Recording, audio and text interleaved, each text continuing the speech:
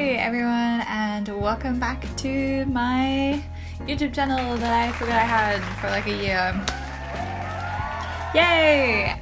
So welcome back to my channel.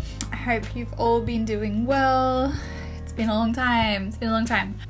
So I think one of the biggest things I looked at before coming to Japan were people's like house tour or apartment tour videos, especially like jet program ones. I really wanted to know, like, wow, what is my space going to be like? What am I going to end up with? I'm like, oh, it could be really small, it could be like a whole house, like who knows what's it going to be like. So I'm just going to like throw my accommodation into the mix for all those people looking at moving to Japan and looking into the kinds of accommodations that are available. So today what I want to share with you is a speed tour. Basically, I took a really quick video around the apartment that I shared on Facebook with my intake, basically with my jet intake. And we were all sharing our apartments via very, very quick, very shoddy, like phone videos. So I will let's just jump straight to that footage. Let's go. My camera is so close. This is my front door in Genkan. There's like a cursed mirror that I removed from my room. You just come in. We'll start over here. We've got I don't know what this is. This is like laundry slash, I guess this is meant to be like my bathroom sink, but it's just in the hall, but you can close a curtain to get some privacy. And then through here is the washroom, which is like newly done, so except for this wall over here, the whole thing is like fresh. It's massive. It's a massive washroom, IMO, but like the hotel bath. I miss you, hotel bath, so much. I've got a washing machine. I just did a little washing already. And through here is my bedroom. Don't judge. I was too tired to unpack. There's my new futon. I hate it. And here are my windows. Apparently this sticky stuff that I put on yesterday is meant to be like an extra layer of insulation, so it also like acts as a privacy screen so those people in those units can't see me naked, which is good. Got a hanging rack, we'll ignore the floor. And then storage in the cupboard. And tatami mats. Oh, and my pred left me these slippers, so I'm pretty happy. They're brand new. And then you come through here, and there's the toilet. And mad jelly of anyone who has a lid on their toilet. Oh, it makes me so uncomfortable. And then this is the like lounge room slash will be a spare room when I get a bed, and you can sleep on the futon. And this is the cupboard wherein lies Says. Does anyone else's house come with a Muppet or not? Just me? Okay, cool.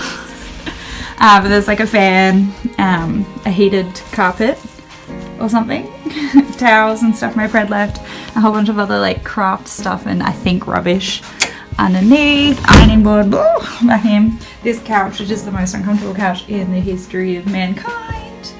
A bunch of books and things, fake flowers I brought from home because I'm that extra. Yeah, there's like heaps of resources there for me for teaching. This is a kotatsu that doesn't have its blanket or its cord to heat up, so my little Christmas tree, desk, and the view out that side. Internet that isn't actually working for me yet, and a printer and stuff. And then into the kitchen. I love the little kitchen actually, it's so cute. It's not that little, it's pretty big. It's just got pantry, rubbish bins that I still can't work out, fridge, freezer, microwave slash oven, a coffee maker. And then there's, the sink, which you could also have a bath in, honestly. And my little stove, and like some cute things. And then this is the back veranda around here. There have been a number of pigeons hanging out on my veranda apparently because it is covered in poo. And this is my view on the side. It's pretty good. So yeah, that is my home. This is my kitchen table. I like it. Can definitely work with it. So, bye. Okay, moving on, I wanted to share some things about costs, startup costs, because I'm sure if you're coming to Japan, you're probably on a bit of a budget. It is kind of a really expensive thing to do to move abroad. So as much as possible, I want to be able to help you get an understanding of what your costs may or may not be. But to be honest, I had it super duper easy. I think you could tell from the video, I actually inherited my apartment. It is owned or rented by my Board of Education, so I guess I sublease it from them, sublet it. But obviously with the panini, there's been a lot of apartments having to be abandoned. A lot of people going home have had to give up apartments that have been handed down for generations of jets, this is a very I guess a very jet program specific issue. I think most people moving to Japan will probably be in the same position as a lot of you are going to be in, and that's the position of having to find, fund and furnish your own apartment. For myself, my startup costs as someone who inherited a livable amount of furniture and white goods and things, I only really had to pay for bedding. I bought a blanket and the cable for the kotatsu, which you saw in the video. I had to, of course, pick up general house supplies. I had to buy like cleaning stuff, toilet paper.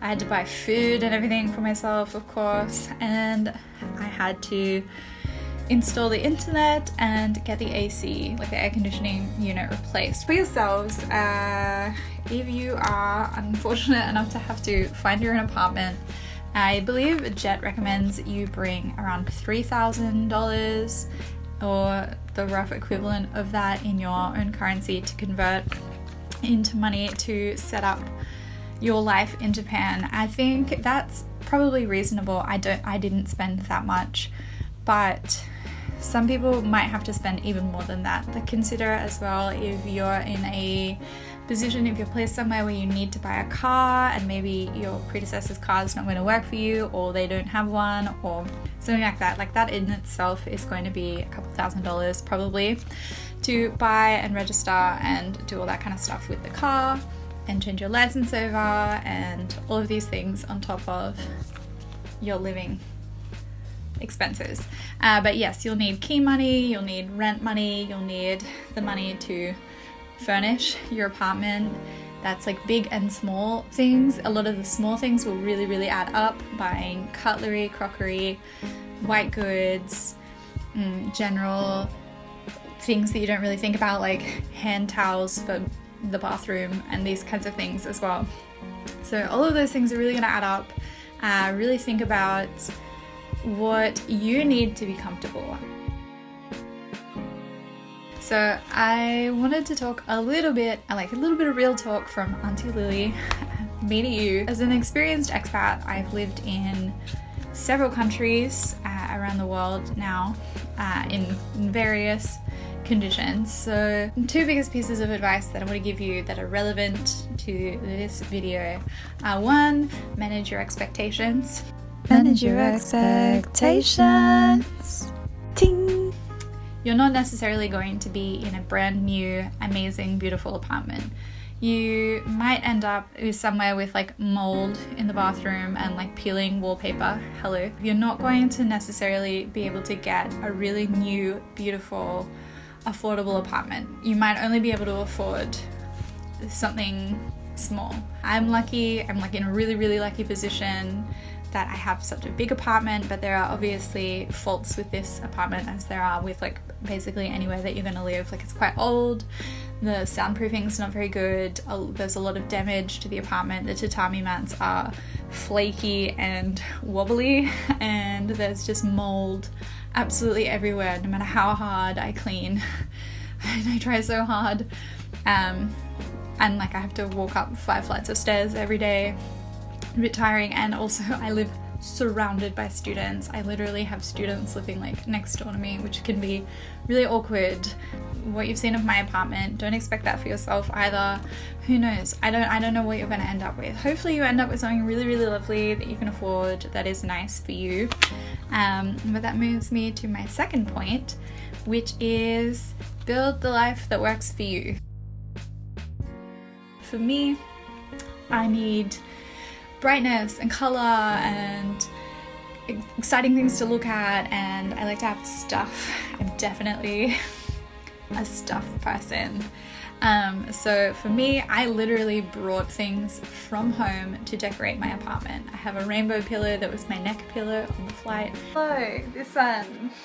I have fake flowers that I brought. I have posters and pictures and Polaroids and all sorts of things around my apartment that make this place really comfortable for me.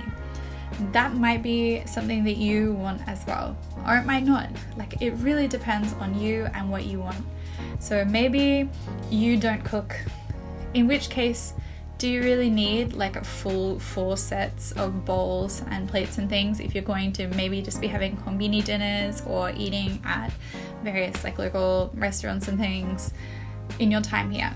Do you need that kind of stuff? Do you need multiple lunchbox like bento containers because you can't eat kyushoku, like the school lunch, like me? Probably not.